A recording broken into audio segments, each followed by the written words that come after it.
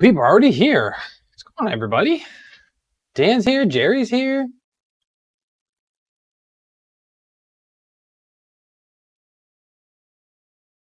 What's everybody doing?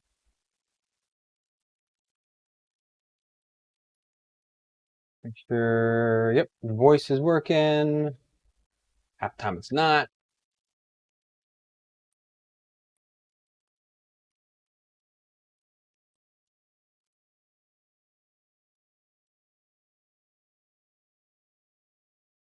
Awesome sauce.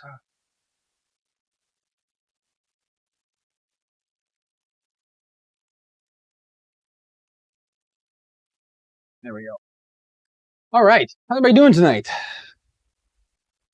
What I plan on doing here is we're going to work on getting some of the calibration done here on the Mega Zero. So since I changed things up and I don't know what the original values were, I need to recalibrate a little bit. So meaning E-steps, extrusion multipliers will be fine once I dial E-steps in again.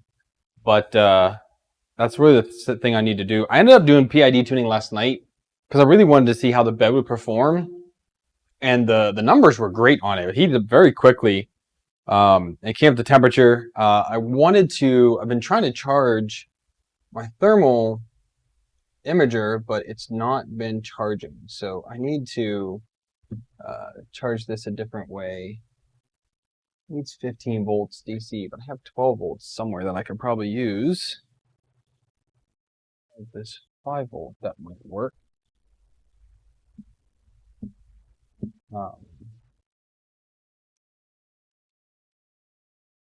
Yeah, that's working there. So let that charge up for a little bit, and then we'll take a look at the thermal image of the bed and see how that actually heats up, what it looks like.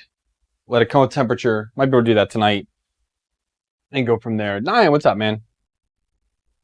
But yeah, so first thing I'm going to do is we're going to go ahead and preheat and get the... Oh, all right, before I do that, what I actually found is, well, I did remodel this. I didn't have time to print it yet, but I did finish the model of it. But as I was kind of digging online, I know that there's 2 fan outputs on this board. And I was like, there has to be a way to make both of these work properly. And I found a thread somewhere. All I had to do was set the E0 auto temp. It defaults to fan pin -1, which defaults to the extruder 1 output. Well, the SKR Mini only has 1 extruder, so it's E0. So great. All I had to do is change that to like PC7, which is the other pin out, so that now both the controller fan down in here and the extruder fan will turn on when the hot end reaches 50C. So now this is not running all the time. That is a big win in my books. The other thing I did find out today is that the SKR Mini is really not the best board for this. Big Tree Tech actually made a board specifically for this printer called the MZ version 1. So it's the SKR Mini Mike Zulu version 1. It fits exactly in this printer. It has the power switch on the side of it, just like this original does. I didn't know that existed because I bought this board for this printer probably a year ago, maybe a little more, because I bought it a long time ago. And then I finally bought the heated bed when I bought the other one for this past summer when I bought it for Master Crane. So I just thought that was interesting that there is an actual board for it. I'll make sure to link that below. I linked it in yesterday's video. I didn't do it in this one yet, but I will link that down below so that you can, if you guys are interested in, if you have this printer and you want to put a couple bucks into, I think it's $40, which is cheaper than the SKR Mini, which is $50. And that is a drop-in replacement, which is nice to have. You don't have to print anything out for it. But other than that, now we can go ahead and switch. Got all that out there. Who we got here? Back here, Jim stopped in. Vikings here. Spec 3D, what's up? All right, so let's switch over to here. We got Prowler face. We're going to go ahead and set the extruder to 210 because we do have the minimum extrusion temperature, which is 170. So we can't actually do our E-step calibration unless we disable that, and I don't feel like doing that. I'd rather just heat the hot end up. I just had the filament just through the gears and into the Bowden tube, so it's going to be a little while until it gets there. But once it does get to the nozzle, at least I'll be able to extrude it out. And And again, I did do the PID tuning. All of that is already uploaded or inserted into my Marlin for this printer. So all I have to do is right here. I already defined all of it. Don't care about that. Don't care about that. Don't care about that.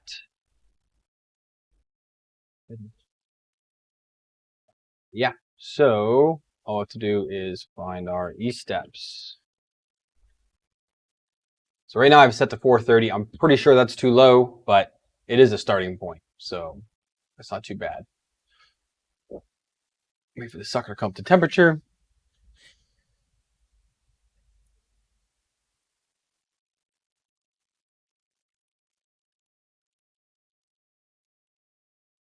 We're there. So we're going to go ahead and tell this to extrude 100.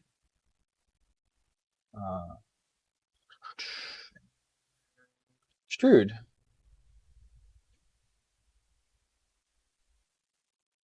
It's running the right way. That's always positive. So and you can see here,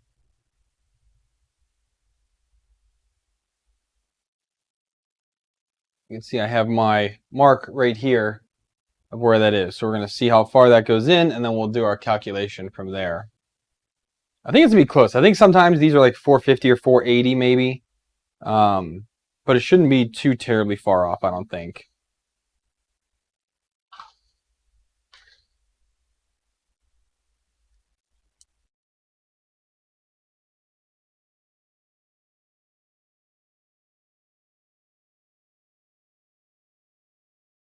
And we've gone in by just a little bit there. So we'll call that 3 millimeters too much. So what we can do is we can pull up here, calculator.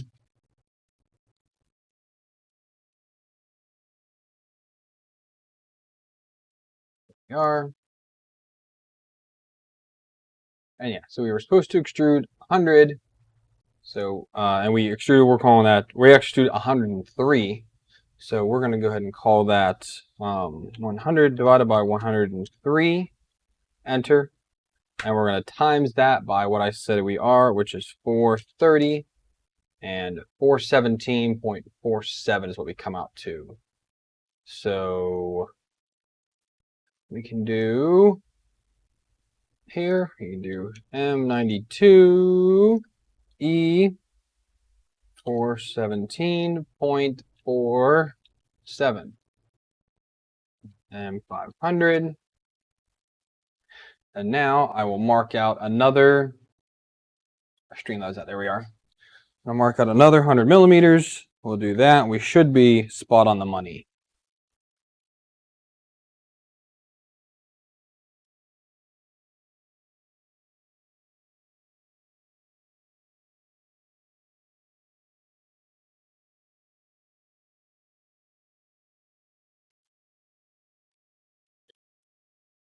Here, extrude another 100, and there we go.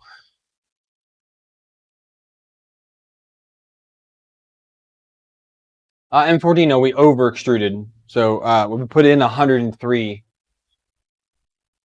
instead of 100. So it's over by a little bit.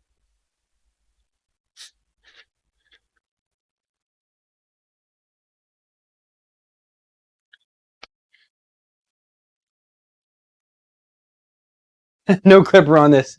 So my reason is I don't have a Raspberry Pi Zero around right now, and kind of just wanted to, you know, get started working on this machine. And yeah, that didn't work out.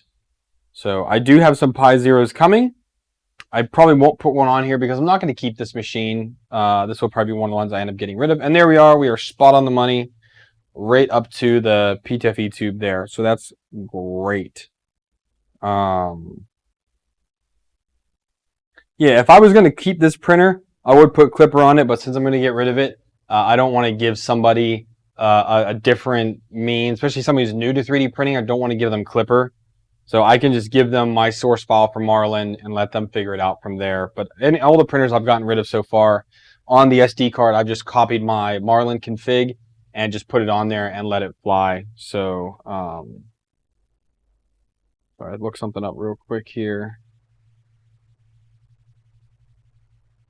There we go.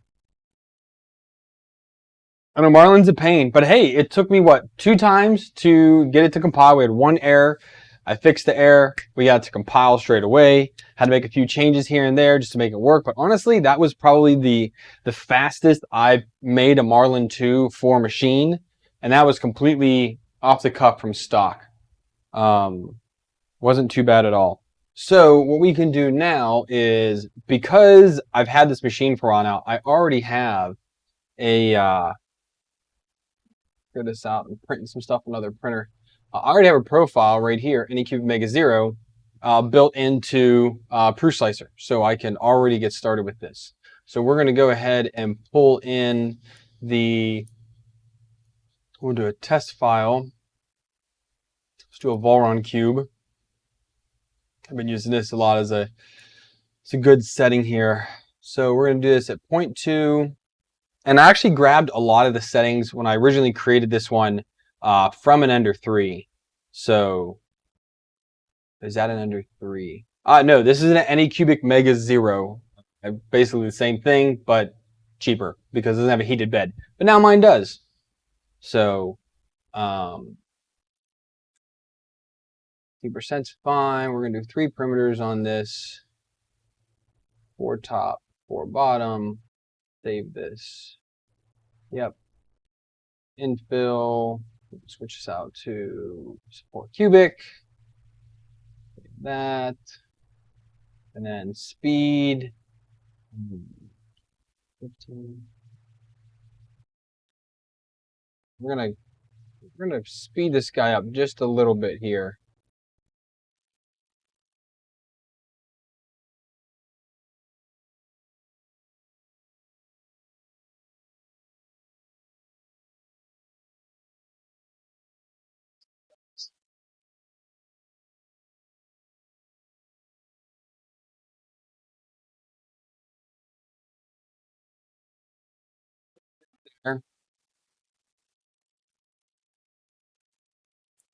We'll see how this turns out.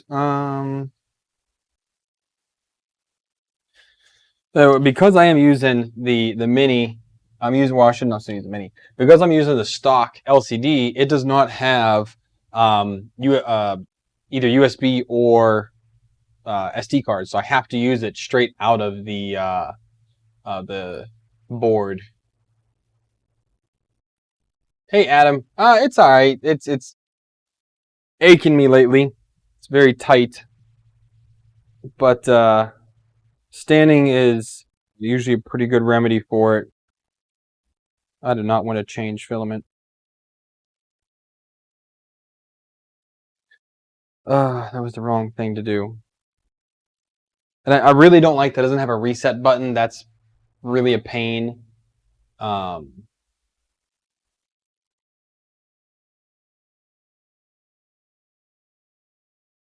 But I accidentally hit change filament, so I need a second on this.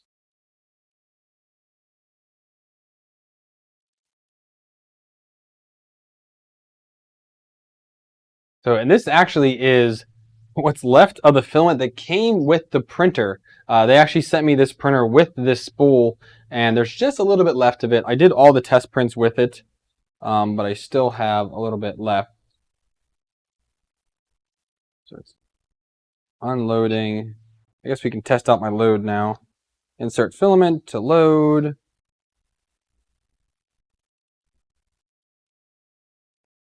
Then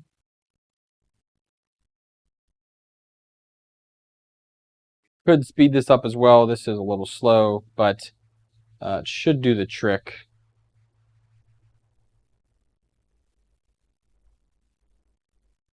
Oh, you're done moving. Sweet.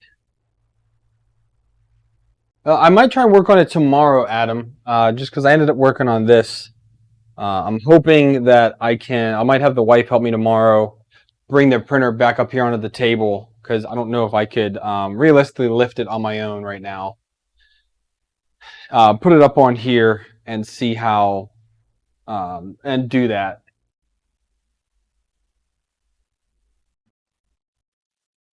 Disconnect the computer. We don't need that on there anymore. No, I want to get it done, Adam, because I really want to test it out and see if it works. Oh.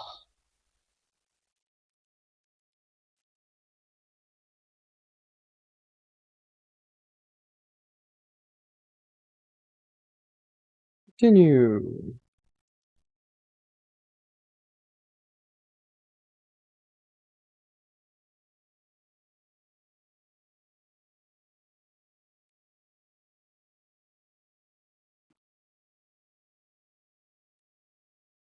I do wish I had a thing for this. So, oh well, that's interesting. I can't print from the SD card.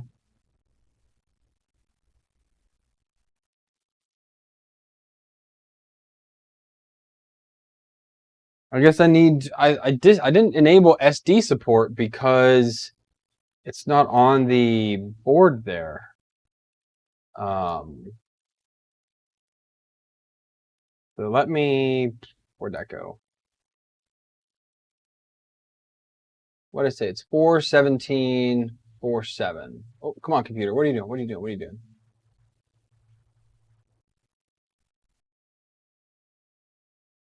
All this 417.47. Okay, so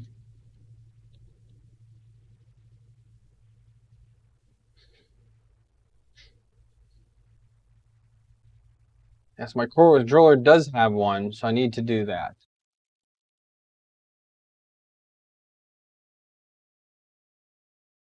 Let's go ahead and recompile this and put it on there. And then I should be able to print from SD. I know, man. Definitely using Clipper lately has definitely spoiled me when it comes to compiling and such, because yeah, being able to just open up the web control and make my change real quick and be off to the races, it's great.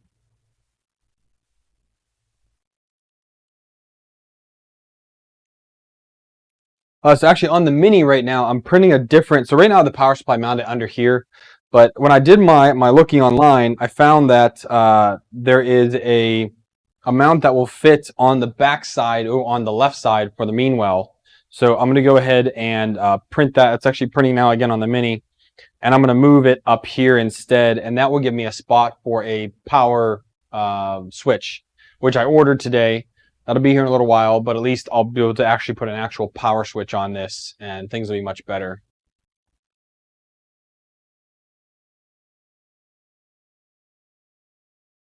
So now I can just grab that file, which is the GitHub Marlin Anycubic Zero Marlin PIO build blah blah blah firmware.bin. That was at right now. Okay, good. And then we go to new disk.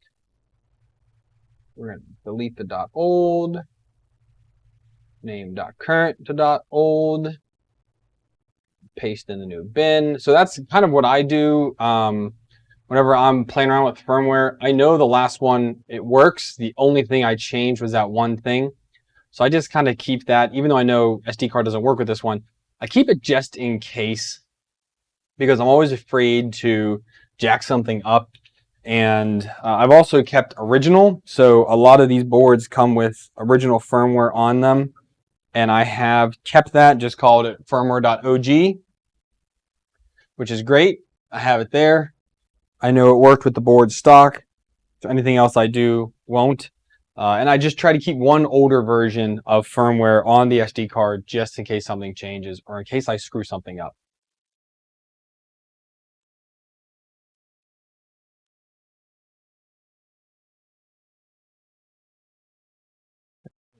Configuration, advanced settings. Initiate the EEPROM.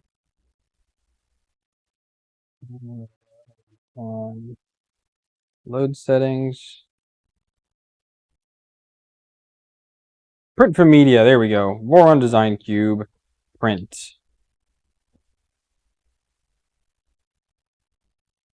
Actually, I'm going to have to cancel this once it starts because I forgot to add the heated bed to Burst Slicer.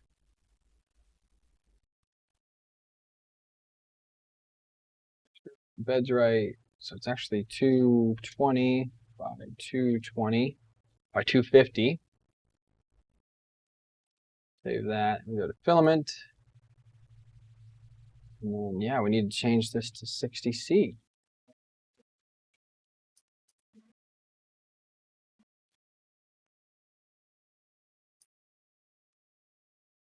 Press mom. Slice that. And then we're just going to tell this to stop print, stop print. At least I know I can print to on the SD card. Now that works, but I need to resave that. There we go. Put this back in.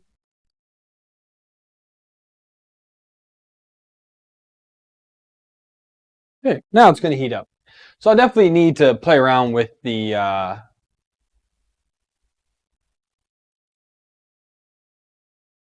we'll need to play around with my startup script a little bit just to make it a little more conducive.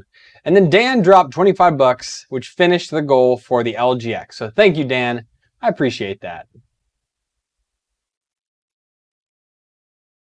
I need to get some better, more in my face notifications.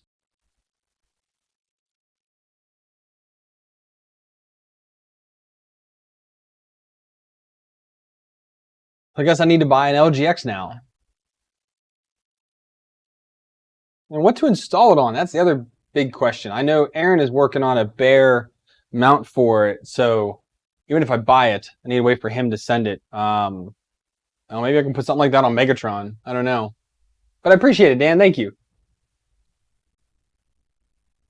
So that already heated the bed to 60C. That did not take long at all.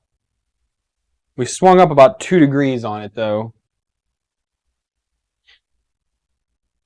Another thing I did consider is that making another version of this box. Again, I just modified it in Fusion.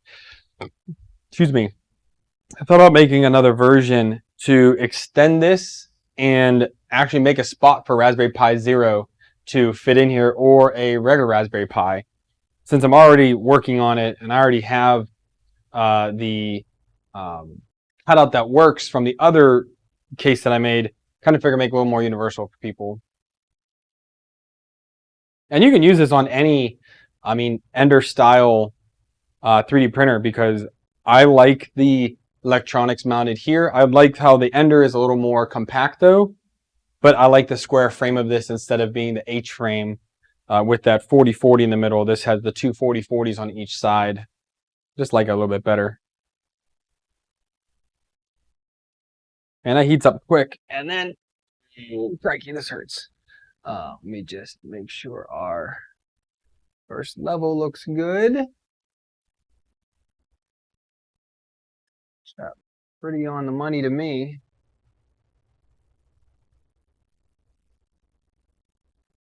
From the nozzle. All right, so now what we're doing is we're going to turn it this way here. I will pull you guys in to see how this starts off. Can we zoom in anymore? Not really.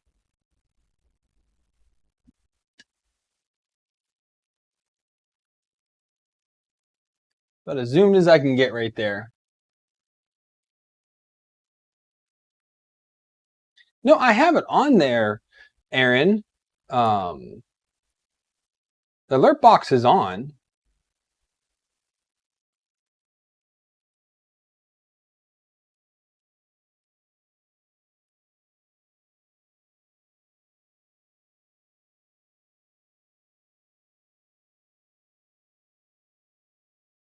Thing is that I don't see anything of like making it like louder.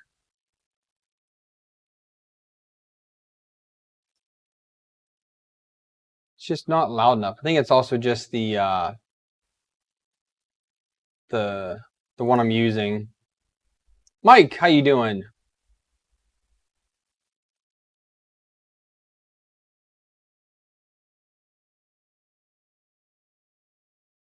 Man, this thing is so quiet now. The only thing I hear is this fan on the front.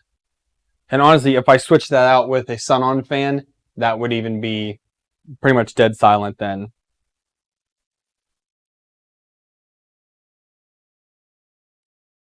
Not a bad little printer. Nice little fast little thing here. Right, you guys watch out for 1 second. Let me check on my daughter here. Come here, then get in bed. Come on.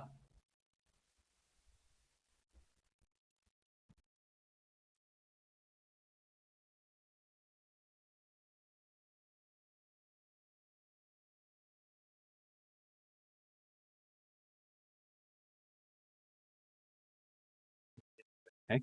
Good night.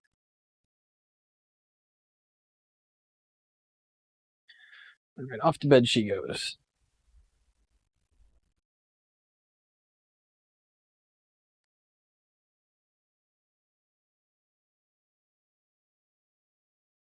Too quiet.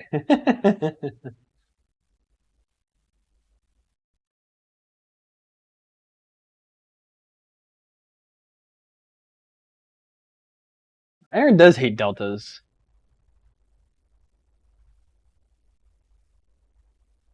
I can do this. There we go.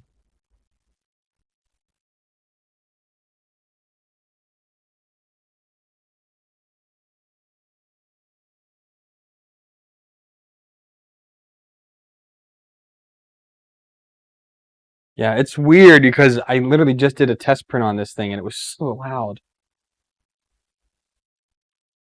And now it's like super quiet.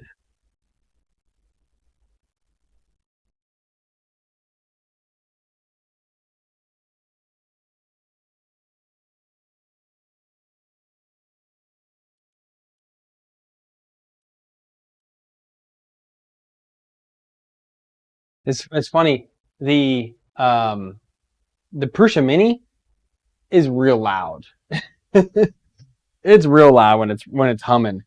And this thing doesn't make any noise at all. And the buddy boards are really loud. It's the one thing is just kind of a pain in the butt.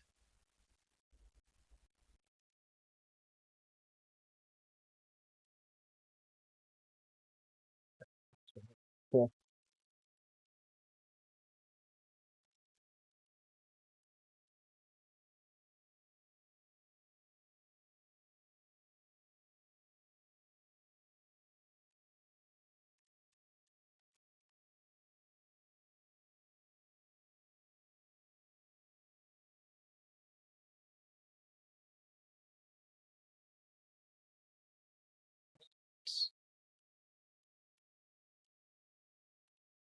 Hey, Llama, how you doing?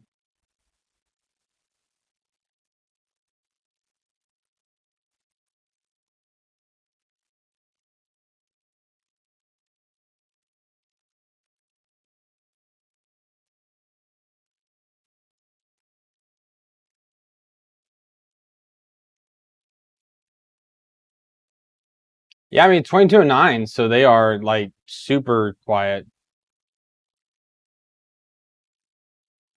I thought the buddy boards were 2130s. I mean, it's loud. Like, I need to do a video.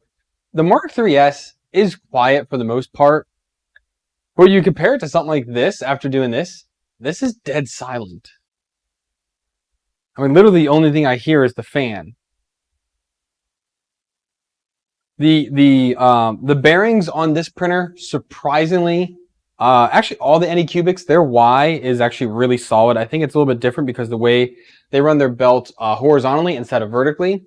So for some reason, that just makes it run so much smoother than really anything else that I've used, honestly. I find the Anycubic machines to have some of the best movement of any of them out there. Even though the X is still V wheels, they're a little more spread apart, I feel, than any of the other ones. But I don't know. It's so quiet.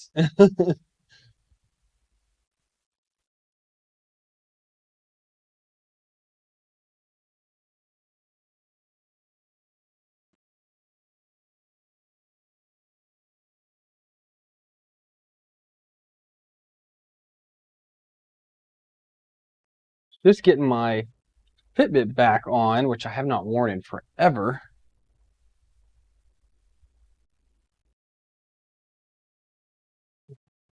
Log into this again here.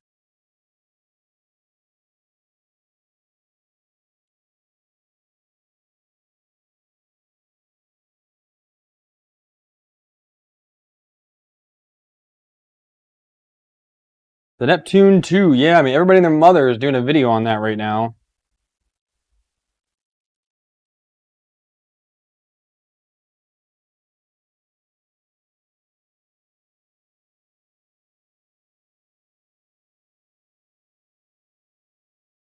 Need to do the reset on this to work. Okay, get out of that.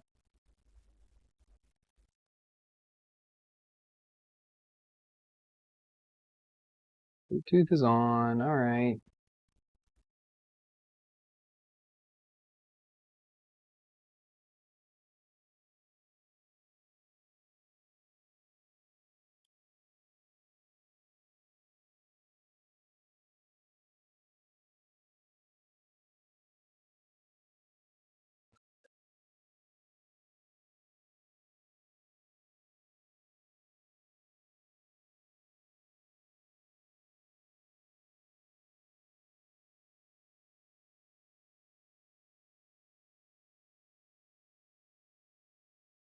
Don't remember how to sync this thing.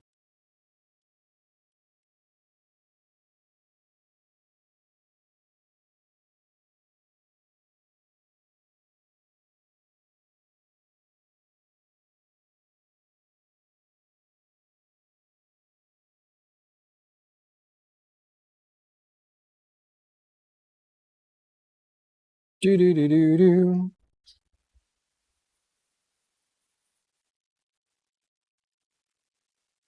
But the part cooling fan is not turning on. Oh, now it is. I think there might be something wrong with that part cooling fan because it's the second time it's done that.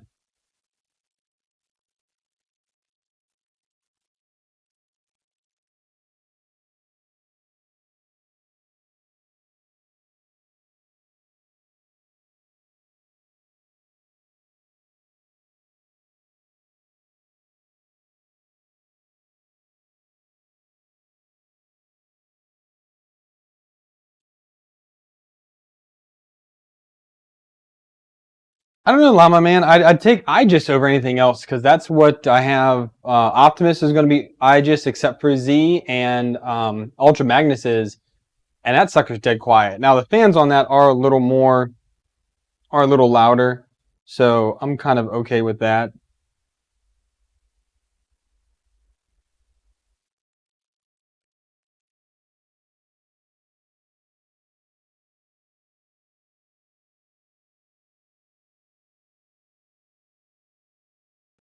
So, Rick.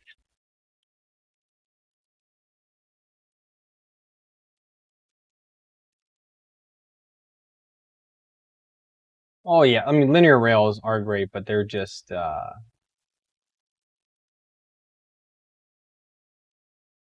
expensive and they require modification. That's why I like using the IGES bearings because they just pop instead of LM8, LM8 you use. You can just use those right instead. So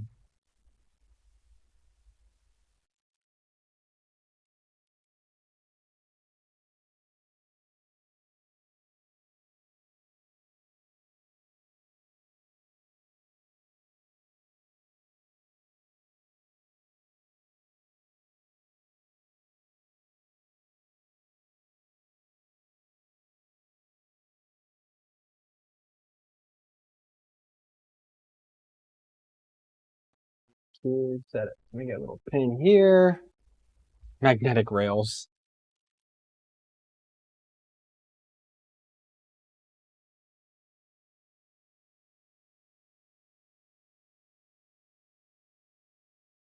Pair this thing now.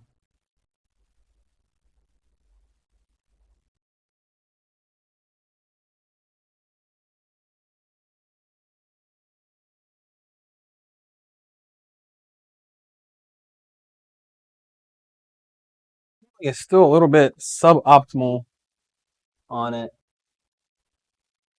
But really, as long as you're not doing any crazy overhangs, that's just these crummy 4010 fans just suck. What's the one slot in the extrusion and slide smooth?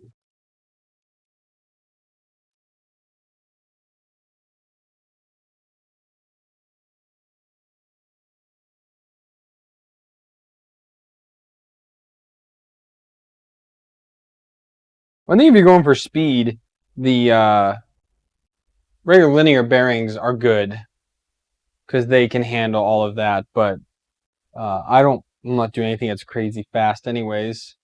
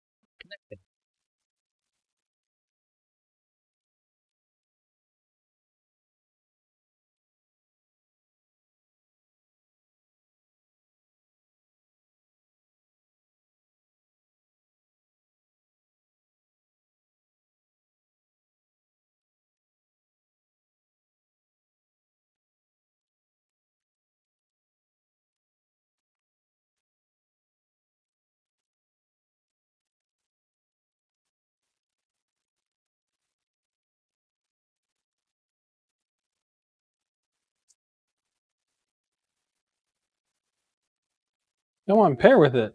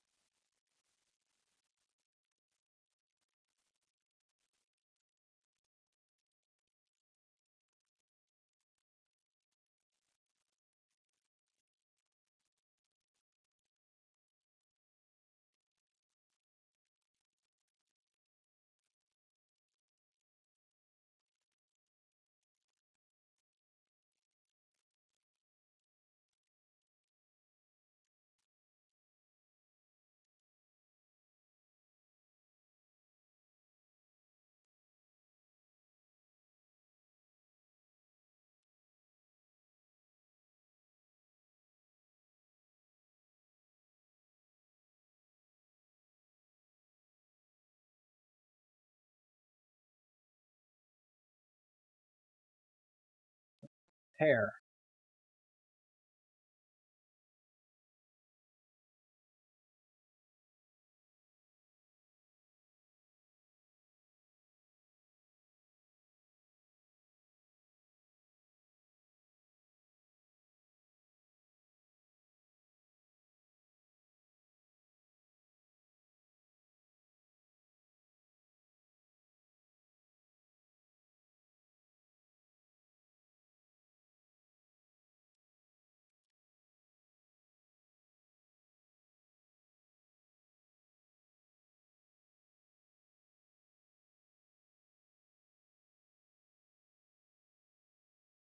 Do do do do do do.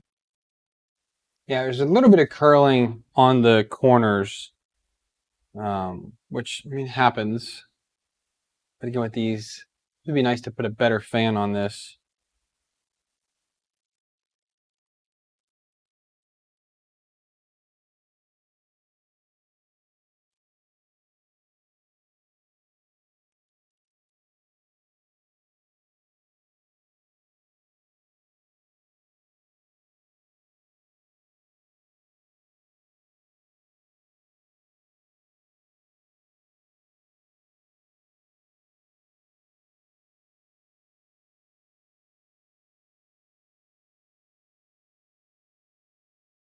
There we go.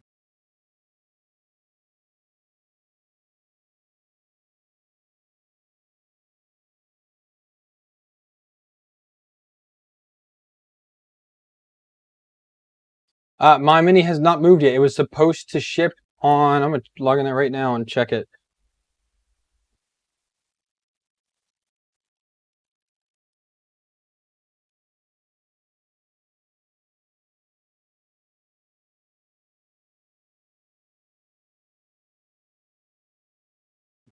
Shop, there we go.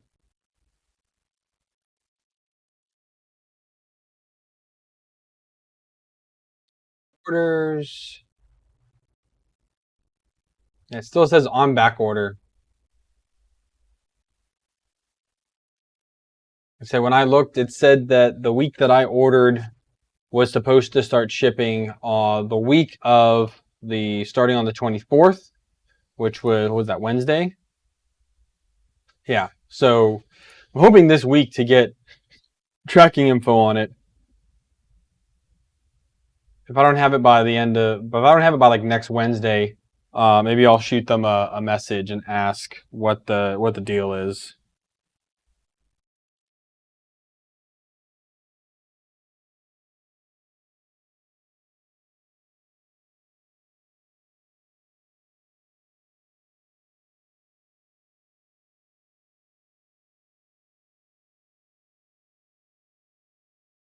Works. I'm gonna put this back on now.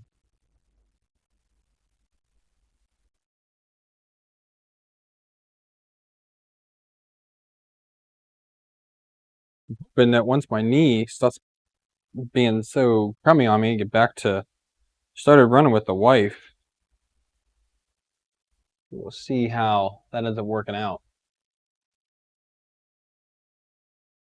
Oh yeah, Jared, I saw you got an FL Sun. Was that the QQ? Is that the one you got? I briefly saw that when I was flipping through Facebook earlier.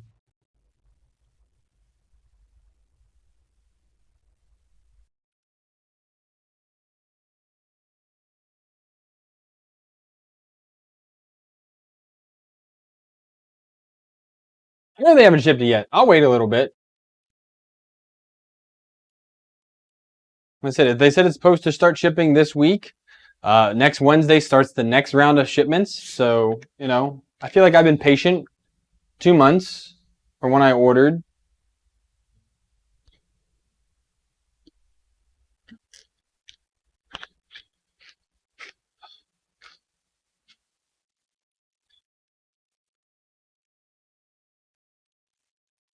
Definitely going a little bit too fast for the cooling on this thing. But I wonder if anybody's made a 5015 mount for it. Marcus, how you doing? Let's take a look if anybody has made one. So let's go to Thingiverse because Prusa Printers still does not have a ton of content on it.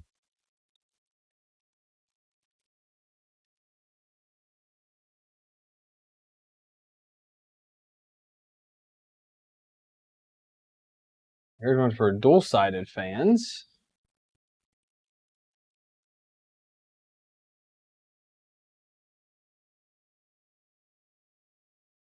Circular fan mod. I would just put a single 5015 on it then. Dual 4010s. Because I think I just threw all the 4010s I had laying around away because I did not want it at all.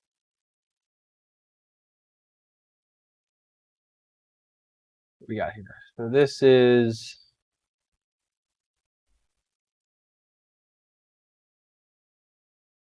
Oh, this is a 5015, but it like bends the air around it. That's interesting.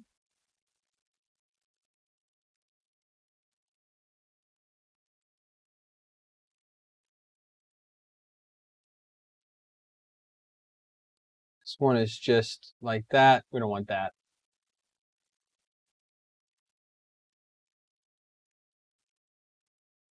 This is another like swing around.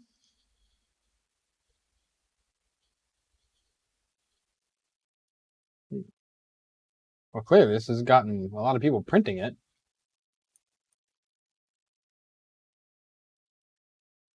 Oh, the Q5. Okay.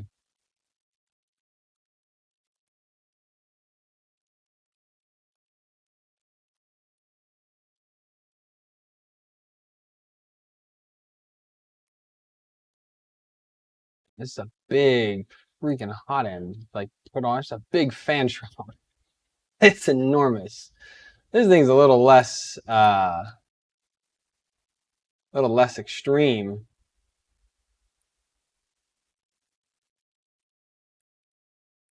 Might do that because I don't want that's just really in your face.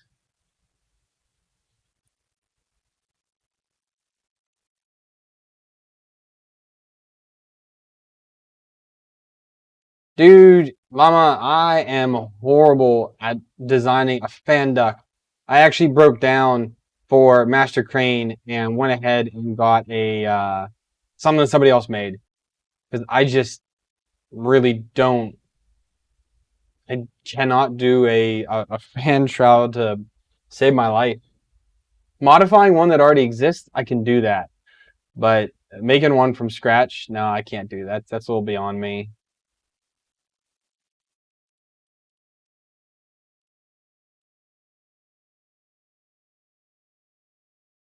Dean got his first 3D print ever, the Monoprice Mini V2. Not too bad. Monoprice Mini was not my first, but I did have one for quite a while. Not a bad little machine.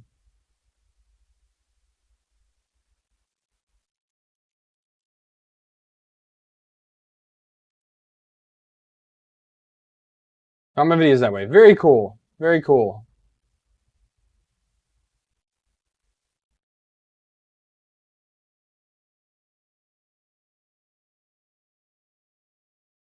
I mean, somebody might yell at me like I'm not like horrible at fusion, but when it comes to like figuring out how to get the angles right, it's just that's brutal.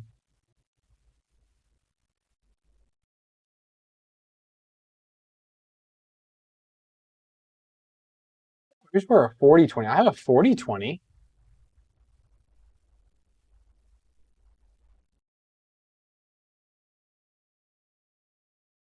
It's a little less invasive.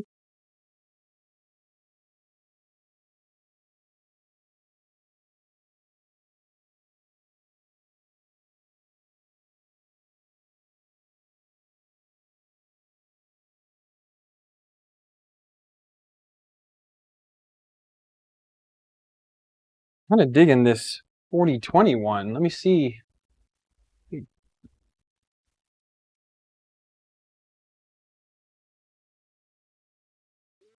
Man, I honestly don't think I'll ever use the 4020 for anything.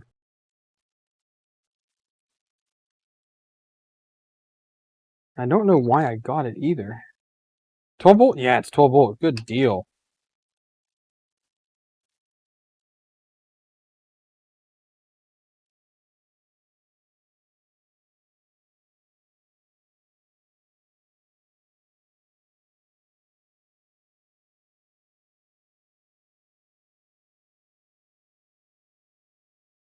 Yeah, this is a quick and easy mod to do.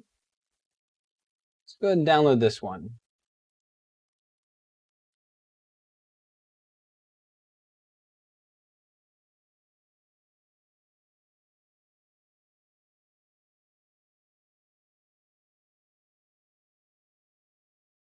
Options here.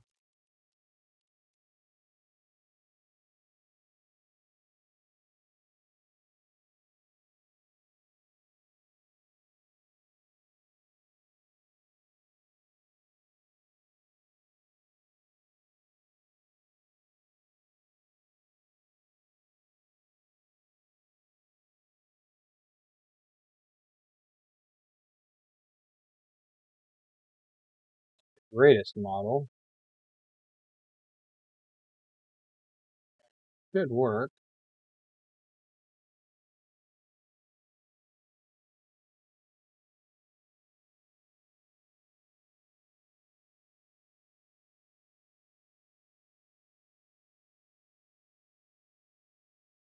Should put a little bit of support on there. Support base only. Let's see what that looks like. Yeah, it just puts it in the back where we need it right there. That should be good enough.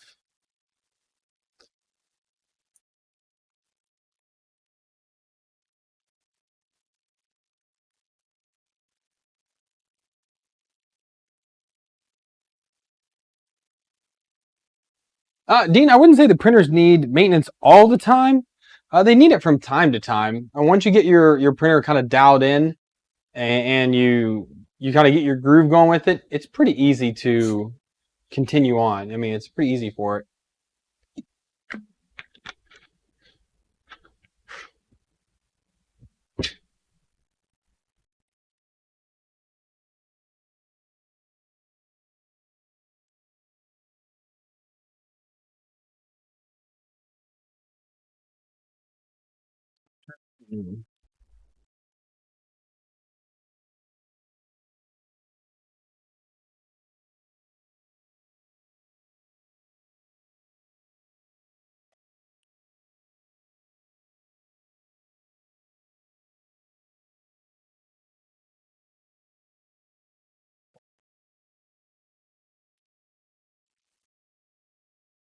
Mm. Here.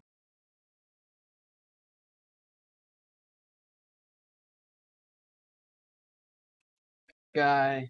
Plug this in now. That barrel jack doesn't fit. This is gonna be hard to get back to. Oh, hang on a second. There we go. Yeah, I don't have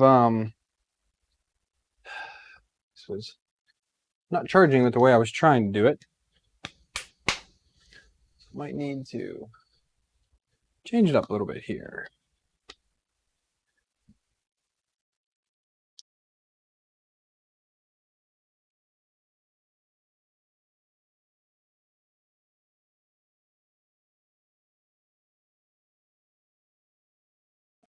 Now this is going to take a charge now, I think. So we'll try that here in a few. A little darker, but that's fine.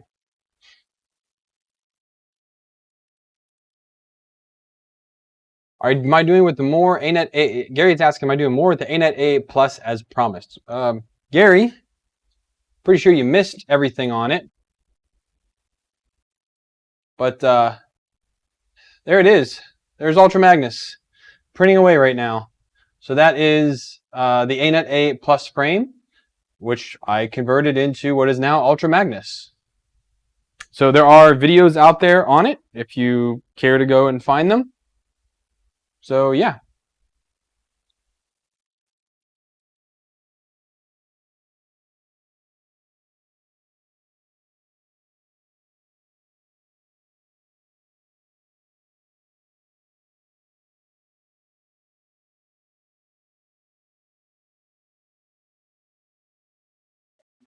Corners were a little fast. It's funny, the backside's not horrible. Those front ones did not do great though.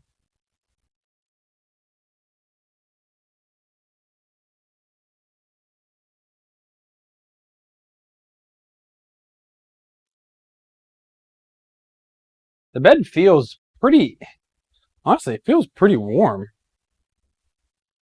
I wasn't sure how evenly that little heater pad would do it, but with an aluminum bed like that, that's not too bad.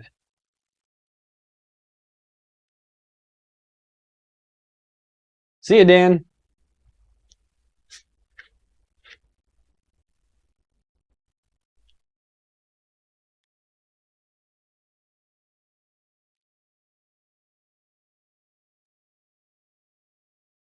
Yeah, Gary, if you just look for Ultra Magnus, you will see it on the channel.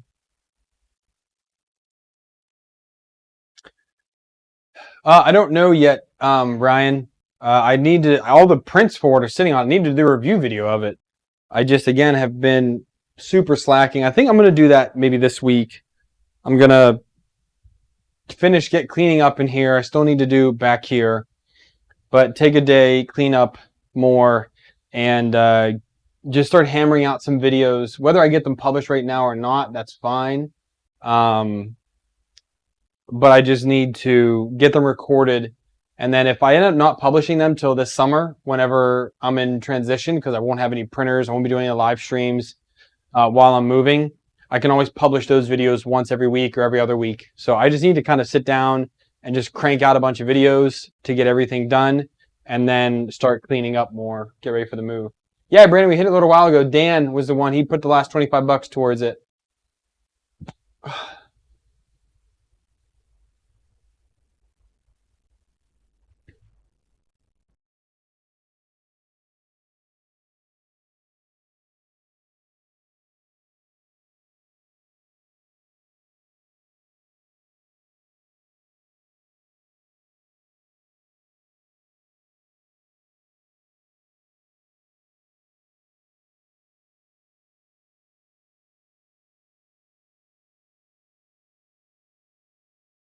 No, I'd still plan. The only reason why I've been doing live streams is because editing builds, it takes such a long time. And for me to even be somewhat productive, I mean, when I filmed the Hypercube, that's kind of what killed it for me on filming full builds.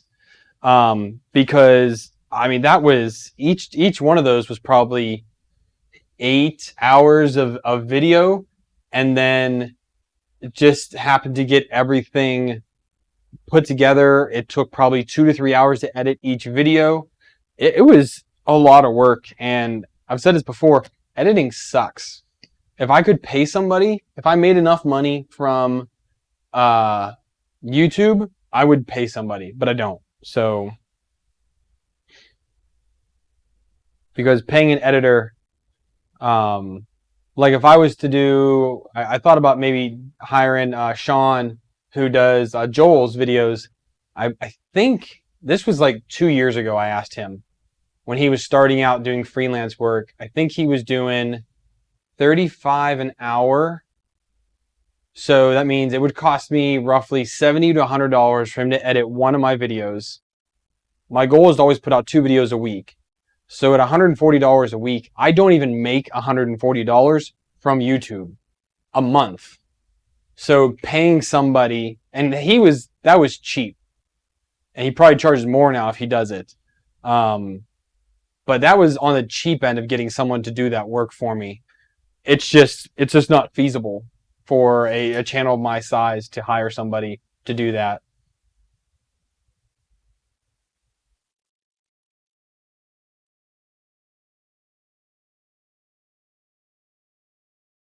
I know, Ryan, still no Pepsi sponsorship. I keep asking, but you know, Pepsi, still not a sponsor.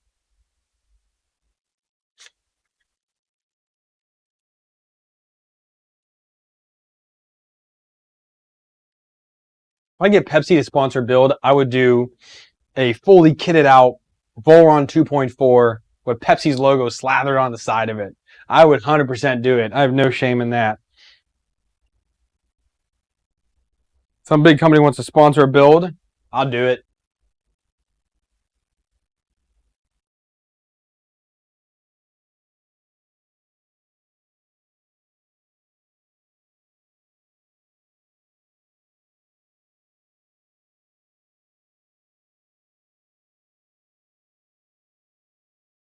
It'd be funny if Coke reached out instead, because I hate Coke. Ugh.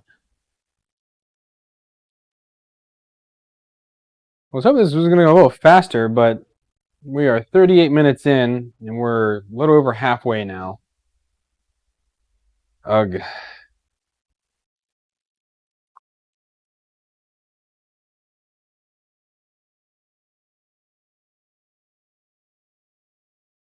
I was planning on doing maybe a stream of just doing the last 2 protopasta, the endless possibilities. I have 2 here that I haven't done yet. I actually just received them. Because I went a while and I was like, wow, I wonder why I'm not getting my possibility shipment. Realized that when my one card changed, it never updated in their system. So I wasn't getting the shipments anymore. I was like, well, that sucks. So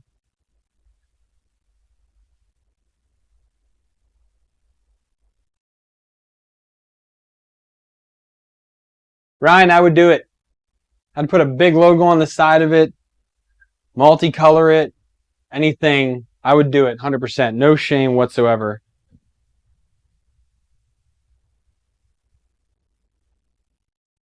Well, I might need to do something for Loyal though, because Loyal is my top patron now. He pulled into the top tier just because he's Loyal Moses.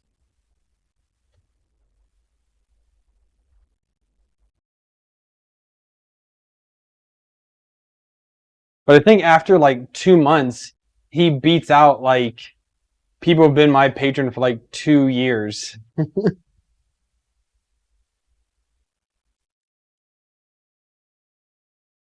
one thing as well I finished. I've been working on a lot of side projects too. So I've been working on the Alexa Pi.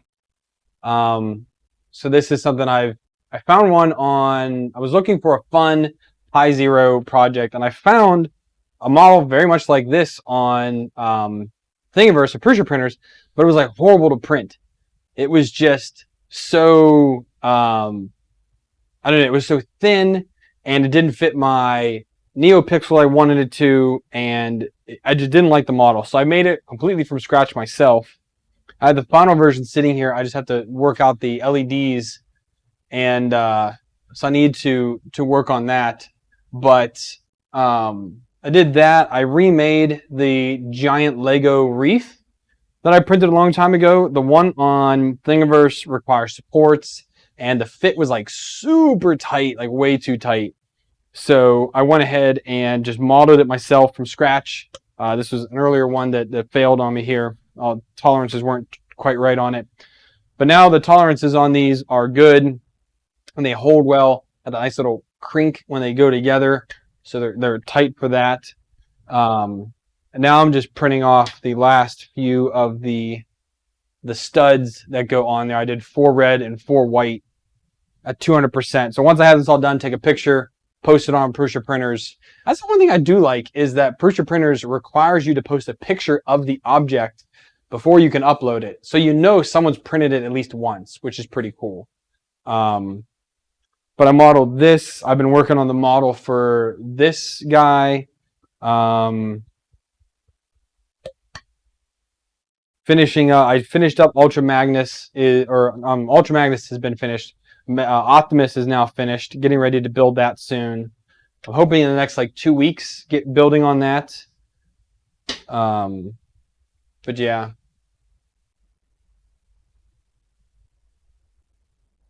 I should rename my top tier to the Loyal Moses tier, just because he's the only one to ever do it. I put it out there kind of as a silly thing, but Viking, make a t-shirt. If a big company wants to sponsor a build, I'll do it. I would. I'd feel no shame in it at all either.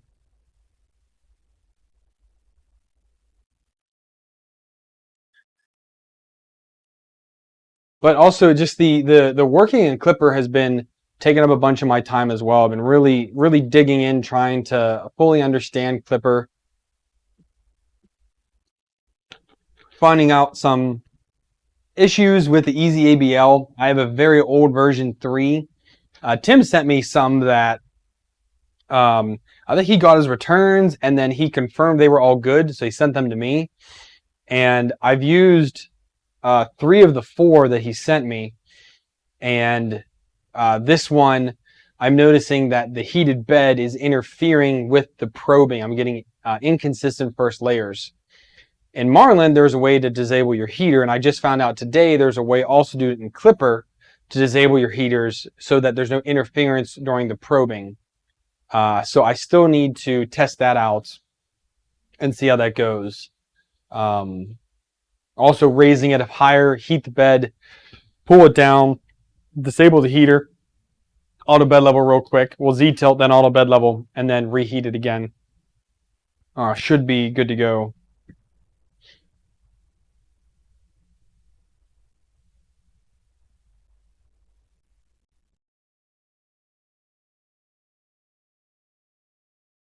But other than that, not too many things have been broken lately, which is nice. I was been debating on doing the Bear SKR, or I should say the SKR Bear. I just haven't decided if I want to change that to Clipper or not. It works really well with Marlin, and I don't know if I want to keep it Marlin or if I want to convert it to Clipper or not. I am very much undecided about that. My Mark 3S is going to stay full-blown Prusa with an octoprint. That's not going to change. Oh, good, Brandon.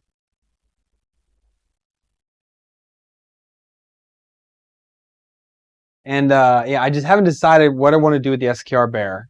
Do I want to put Clipper on it, or do I want to leave it Marlin?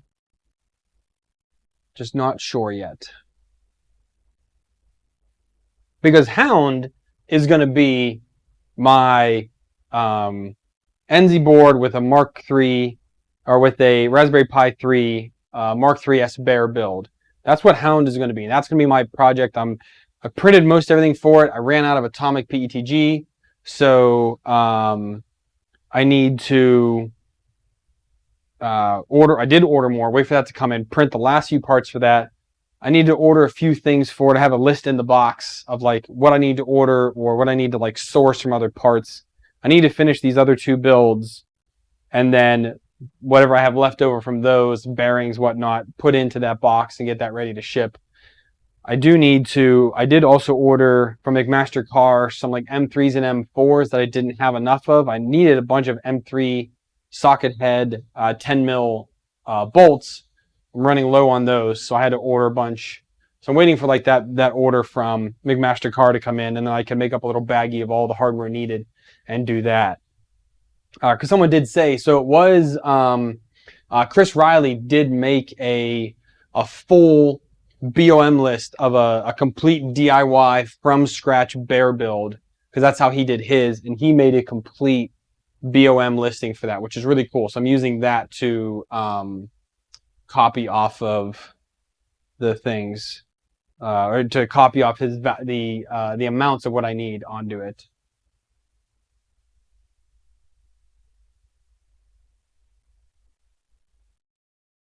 High days coming up. There'll be more Clipper projects. Chris,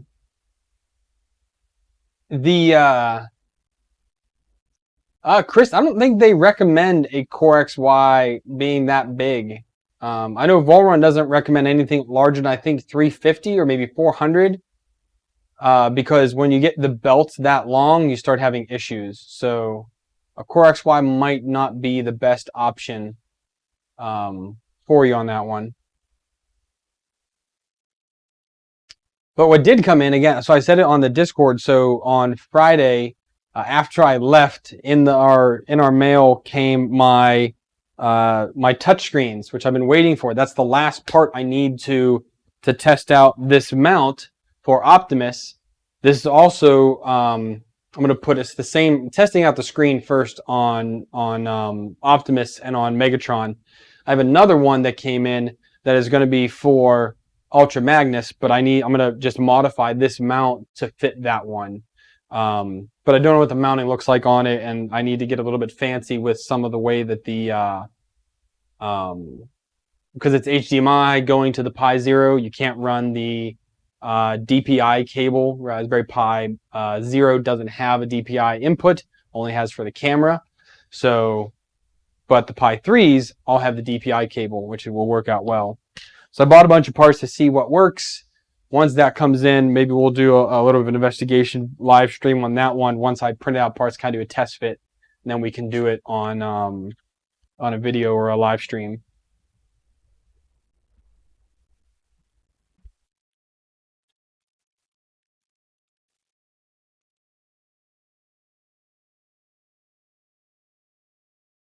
I forgot. Yeah, Viking is doing a super large Core XY. Um, but again, yeah, I just know that Core XYs, generally everyone says not to do them larger than, I believe it's 350 or 400 millimeters. Because again, I know Volrons do not go larger than that.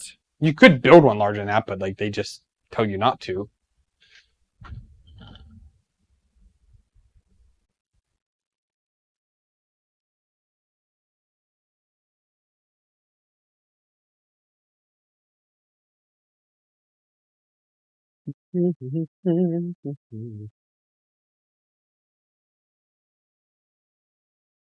Oh, John, you just missed it. So these are giant Lego pieces.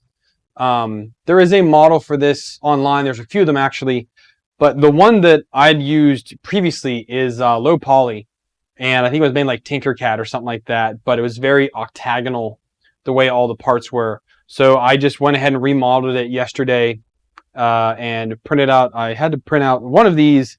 The top is fine, but the bottom it's a little bit loose, so I had to use that as a top piece instead. But yeah, so these are the actual Lego Leafs. The file that I made, this is it printed at 200%. So this is about, so there's 150. So they're just shy of, well, they're about just shy of 240 millimeters wide, long, I should say, and they are about 170 millimeters wide. But what you do is you link them all together, make a big old Christmas wreath with them, and you put on the studs like that. They just pop right on there. You can twist them off, and these are for making it a big Christmas wreath. Made one a long time ago. Gave it away. Was it 2 years ago? 2 Christmases ago, I think I made them. Yeah. They're exactly what they look like. They are Lego tree parts. Just really, really big ones. I will be publishing this eventually on Prusa printers once I take a picture of it. So I'm waiting for the last of these studs to finish. The red ones are printing right now. I'm going to do 4 white and 4 red. And once those finish, then I can get that, take a picture and get it published. Keep this one separate because this one failed. I did too low of infill on this one, so it kind of busted out there and up here a little bit. So just too low of infill. I think it was 10% instead of 15.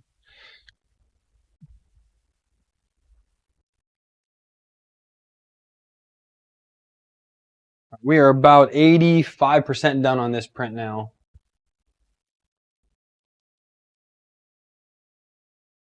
Is Clipper Screen going to be Monday? It could be, Ryan. I don't really know yet. Yeah, it could. Monday could be Clipper Screen stream. Because this, I mean, I'm just gonna print out the new fan shroud for this, and then kind of call it a day. Put it back on the shelf and run some more test prints on it, and get ready to do a final review on this, on a video of it. Because you can get these for really cheap, and if you want something small and manageable, if you're only doing PLA with no heated bed, this thing is a champ. I mean, as long as you have your, obviously, it's like any print. I say this, as long as you have your first layer down right. But this is like really it because it's not a heated bed. As long as you have that first layer stuck down, it's great. Like I really had no complaints other than the noise. All the SKR does is really bring the noise level down. So.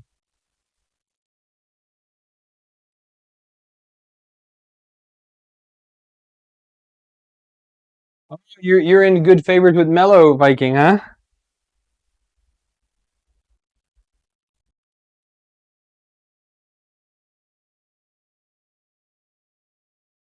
Some of their stuff. I mean, I'm using their BMG extruder on Bumblebee, the BLVMG Anycube. So far, that's working fantastic. I have 2 of their mosquitoes, a Magnum and a regular.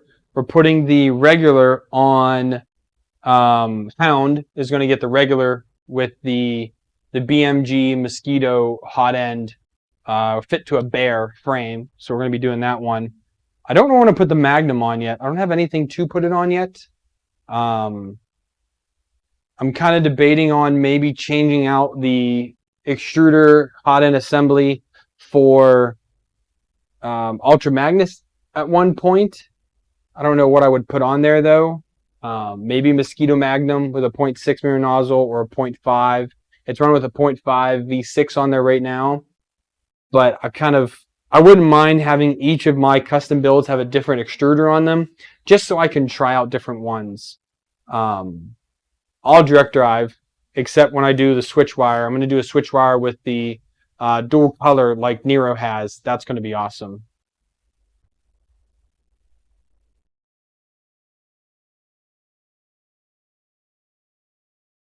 Which I really want to play with some other hot ends. Like I said, the LGX coming in, that could potentially go on Megatron. I don't think I would put it on Ultra Magnus.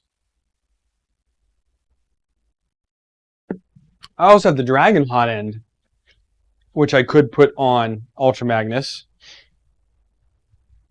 That came in after I finished that build, but I could do that too, maybe.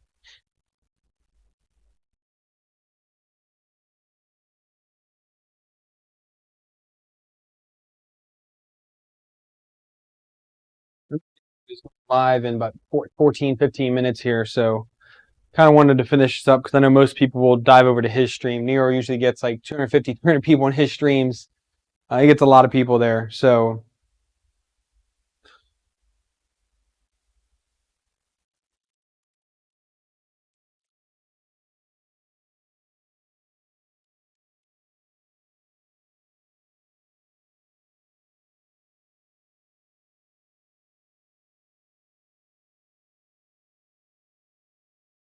yeah. So far, I mean, I've only used one part of the mellow stuff so far. I am thinking about getting some of their other hot ends for because they have the bolt-on replacement for the Crowdy hot ends, and I kind of want to get one or two of those to try out at some point because, again, the Anycubic Mega Zero uses the same hot end that Crowdy uses, the exact same one. From everything I can tell here, it looks almost identical. It might be rounded, there's a little more square, but either way, it's the exact same mounting hole spacing, which the Mellow has as well. So, yeah, Volrons do bring boys to the yard, man. I'll tell you that right now. If I start doing Volron streams, maybe I'll start getting more people for the live streams. We'll see, though. Yeah,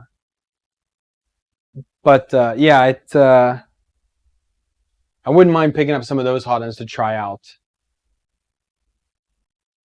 Because I haven't used my i3 Mega in a long time. I really do like that machine. It prints really well. I've just been using all of the custom machines lately, though.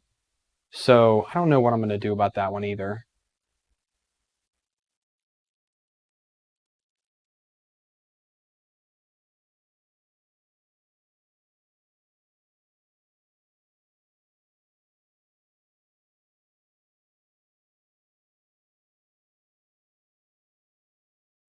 %. Now we're almost done. It said 59 minutes. So technically we have 2 minutes left on the timer, but I think it's going to be a little longer than that.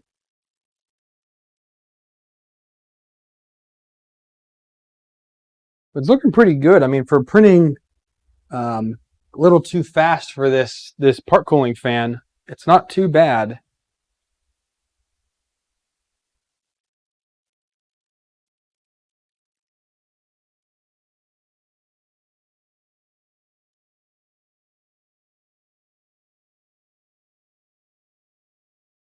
I think, yeah, you said the NF Crazy mosquitoes. I think it's just called the Mellow NF Crazy, is just their Creality replacement hot end.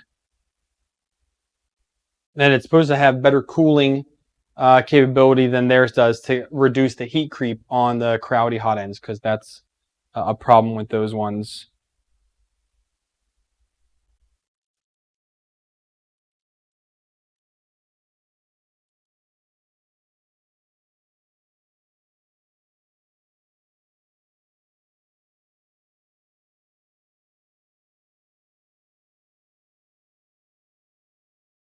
So that's actually the one that I got, Mike. I got the Triangle Labs Dragon, and again, I have not used it on anything yet. I actually just recently put it away because I am putting all my things away here. So yeah.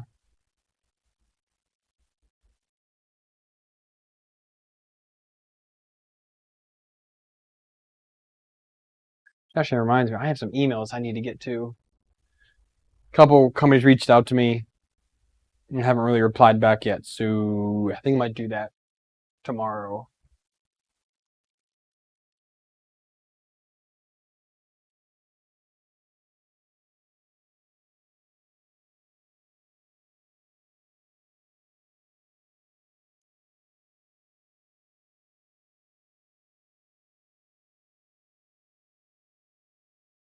This thing charging enough so I can see the bed.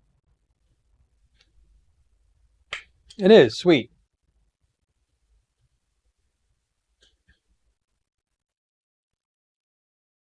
Well, that is surprisingly even.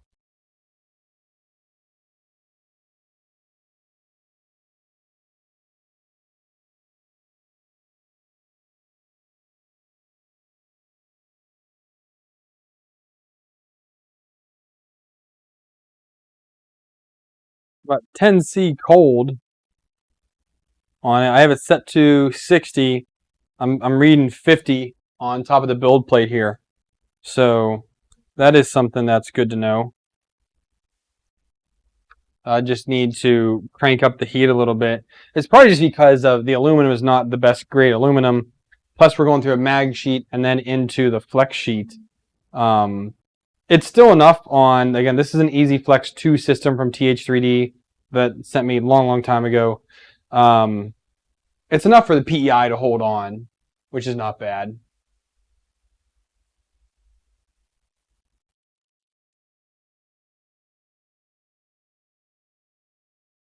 Well, Ryan, so they don't work for Jim because Jim prints in an enclosure at high speeds with large nozzles on crazy production parts. For hobbyists, I feel like it's just fine because I know several people, hobbyists, that are running Dragons with no issues whatsoever. I just think Jim's particular use case is out there.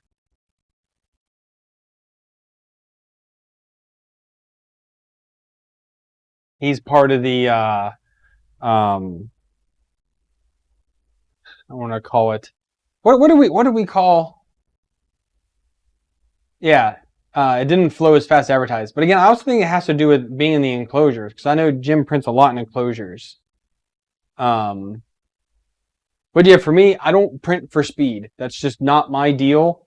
Again, if I had a Voron, a V0, a 1.8, or a 2.4, I would maybe try for more speed. So Albert's asking, how do I keep my filament dry? Well, right down here below me, I have, well, to my side, I have my filament dryer. And then I have these weather shield boxes from Ziploc. So these big containers. Put one out here. This actually one is mostly empty. So this is what I keep all my filament in. I have a rechargeable desiccant thing in there that I put it in. Most of the time, I don't have any issues with filament. Sometimes PETG will get a little wet and put it in the filament dryer for a little while. It works out. I do have a dry box back here from Sunlu that I started a video on. I never finished to try out. Our print's done. But PLA is usually pretty good for a while. It rains a lot here. But with my window shut and how warm it is in my office all the time, like it's 77 in here, 53% humidity right now. So not too bad.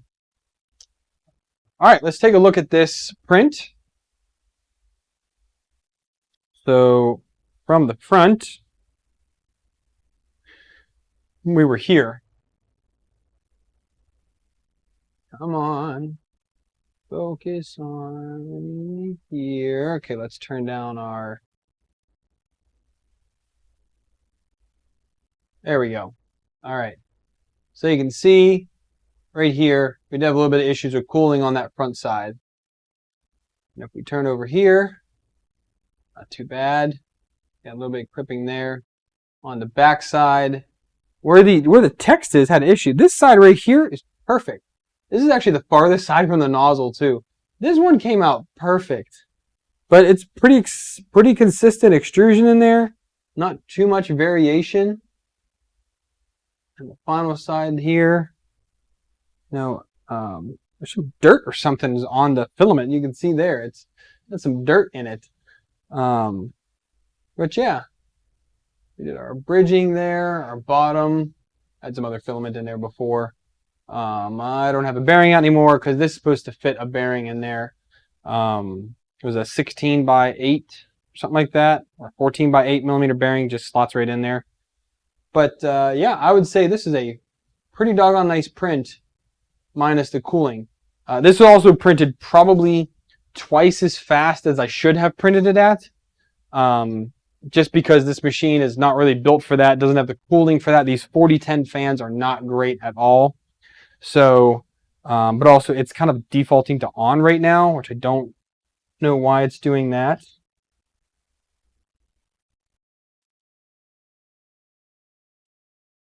But we're going to switch that fan out with a 4020 fan, 4020 blower style fan here that I have sitting around. And I have found a little thing on Thingiverse, print that out, swap that on here.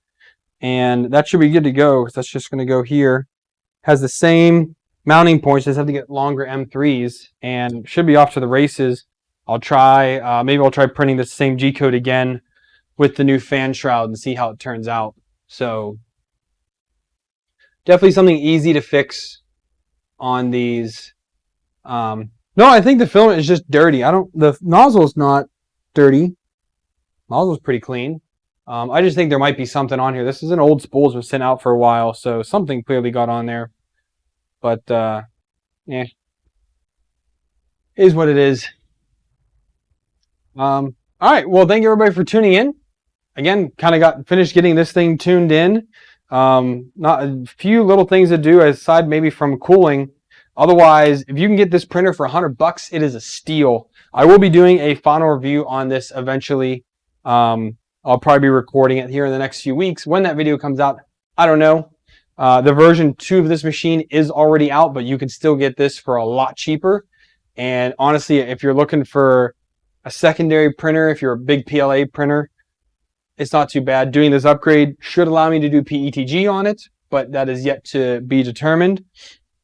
You print solar PETG anyways, so it probably would look pretty good with some PETG prints. But yeah, not too bad. Thank you everybody for tuning in. Monday night, we're going to do probably clipper screen.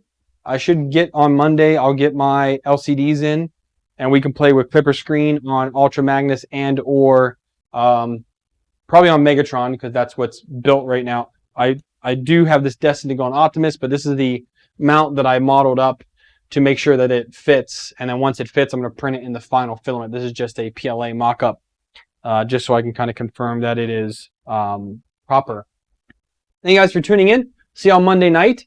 If you guys want to support the channel, make sure you hit that subscribe button, hit the bell icon. That way your notifications, you get notifications when I upload new content. If you want to help me out and donate, you can see down right here. Everyone donated for a Bondtech LGX extruder. I'll buy that here at some point. We'll throw that on a printer. All the money I get from you guys, I put right back into the channel to help buy things. So I appreciate you guys for helping out. See y'all later. Go enjoy Neo's stream. See you Monday.